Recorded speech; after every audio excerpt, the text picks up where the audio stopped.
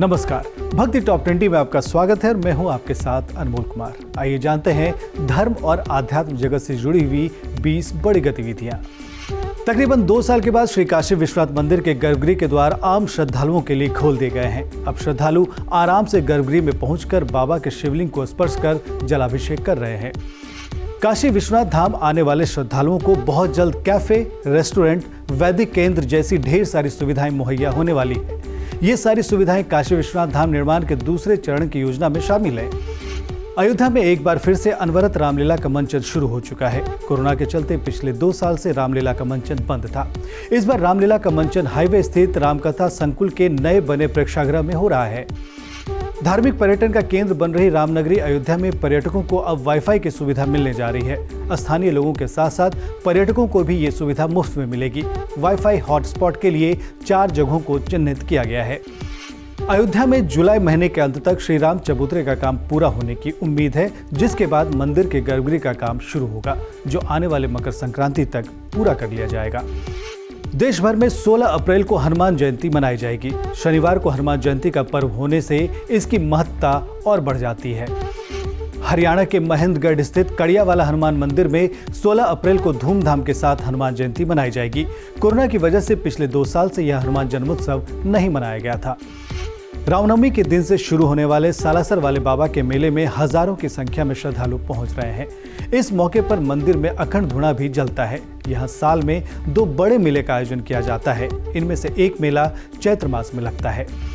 उत्तराखंड में 3 मई से 4 धाम यात्रा की शुरुआत हो रही है, जिसके लिए दिन रात तैयारियां चल रही हैं। यात्रियों के ट्रैक रिकॉर्ड और आपदा की स्थिति आने में कैसे क्विक रिस्पांस करना है, पर्यटन विभाग इसकी भी तैयारी कर रहा है। इसके लिए पुराने फीडबैक को आधार बनाया गया है।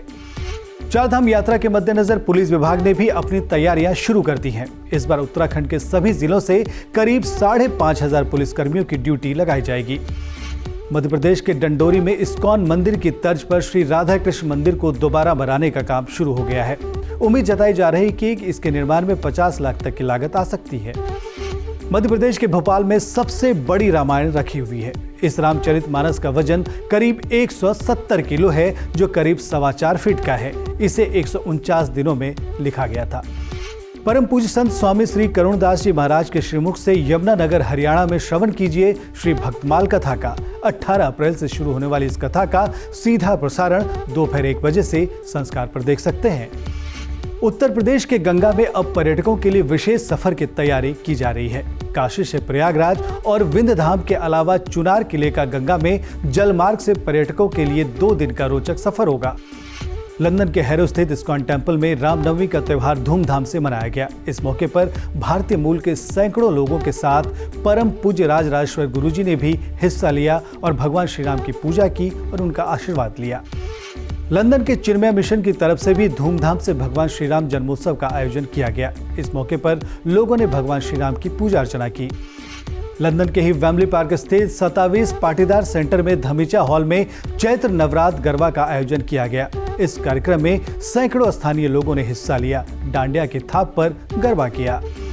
परम पूज्य श्री श्री 1008 महामंडलेश्वर इंद्रदेव जी सरस्वती महाराज के पावन सानिध्य में वृंदावन उत्तर प्रदेश में श्रीमद् भागवत कथा का आयोजन होने जा रहा है। 26 अप्रैल से 2 मई तक चलने वाली इस कथा का 1 बजे से सीधा प्रसारण आप संस्कार पर देख सकते हैं। छत्तीसगढ़ में राम वनगमन पर्यटन परिपथ परियोजना के तहत शिवरी नारायण को 6 करोड़ रुपए के विकास कार्यों की सौगात दी गई है। विकास के पहले चरण में शिवरी नारायण में जीर्णोद्धार और नवनिर्माण का काम पूरा हो चुका है।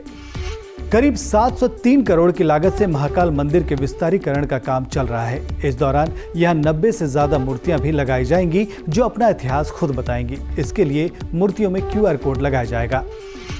तो ये थी धर्म और आध्यात्म जगत से जुड़ी हुई 20 बड़ी गतिविधियां। लेटेस्ट अपडेट के लिए आप हमें फेसबुक पर लाइक कर सकते हैं, ट्विटर पर फॉलो कर सकते हैं और हमारे यूट्यूब चैनल को सब्सक्राइब कर सकते हैं। और हाँ, अगर आपके आसपास कहीं भी कोई भी धार्मिक गतिविधि हो रही है या कोई कार्यक्रम हो रहा है, तो इसकी जानकारी आप हमें info@sanskar.group.in पर दे सकते हैं, जिसे हम दिखाएंगे भक्ति टॉप 20 में। तो आज के लिए बस इतना ही।